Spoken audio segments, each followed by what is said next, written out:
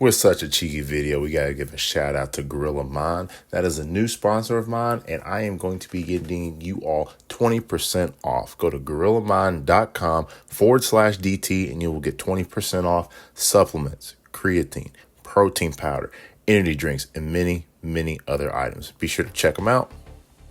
Season 3 has been the most controversial season in Jujutsu Kaisen since it started. We got to think about it. Every single episode in season 1 and 2 were bangers. They give you so much action. They bring you back. It's a very easy and bingeable show. Season 3 with the Culling Game, it starts to slow down a little bit. Now we know it's ramping up for something huge. We know that the anime and the manga together is going to amp up for something insane. But episode 3 and episode 6 just aren't hitting. Let me go ahead and explain to you what I mean.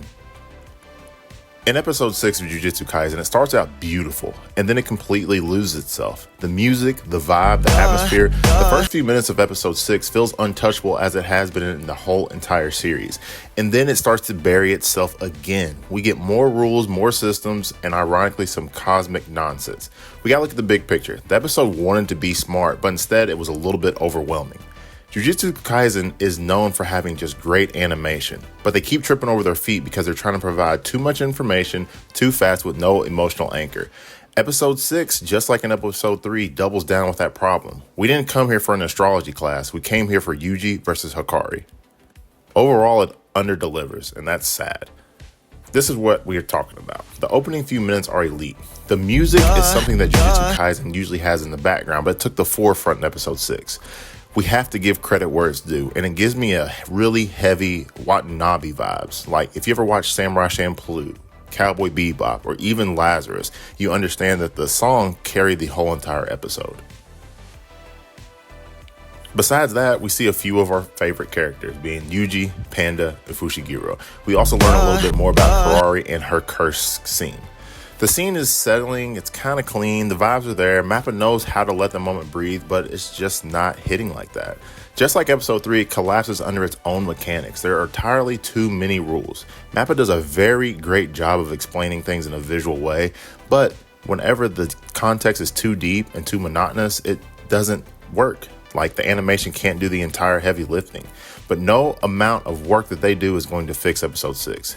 People watch Jujutsu Kaisen because of the action. Instead of Yuji versus Hakari, we get a crash course on the cosmos. We see stars after stars and the earth and the satellites. It's weird. It's really another slap in the face to all the fans who just watched one of the best episodes of Maki versus the Zenin clan, and now they're expected to learn the Culling Game rules again. Outside of that, the highlights, of course, is going to be Yuji versus Hakari. Yuji finally accepts who he is. He's not a hero. He's not an anti-hero. He's not a good kid trying to do the right thing. He even says it himself. He is a cog in the machine. He is a vessel whose only purpose is to eliminate cursed spirits. Now, Hakari gives him his due. He does show him respect, and he realizes it that is brutal honesty coming from Yuji. The episode itself at the end is very depressing, but it's honest. Yuji stops fighting his role as the main MC. He is self-aware, and that is peak character development, even when it comes wrapped in misery. This is the type of lore that makes Yuji special to JJK. To put the icing on the cake, as Hakari finally embraces Yuji, as they both know that Gojo sent them there and not the Jujutsu Kaisen High School, we are hit with a new player. And with that new player comes new rules to the Culling Game. Kashimo enters the chat, and just like that, the energy shift begins. We are still building on with this season. We know there is going to be a part 2, but introducing all these new characters means one of two things.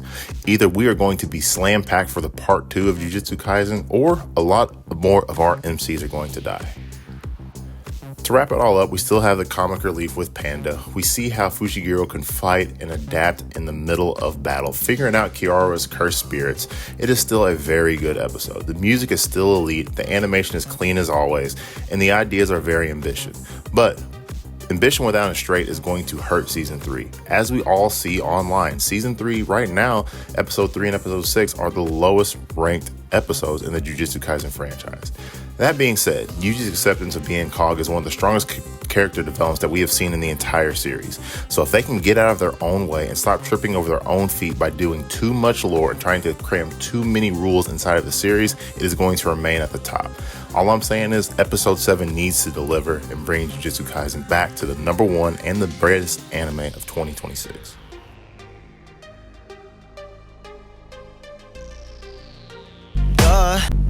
And again, that's the review. But if you're interested in any type of supplements, energy drinks, merch, go to grillamine.com/DT. You'll be supporting me and you'll get 20% off.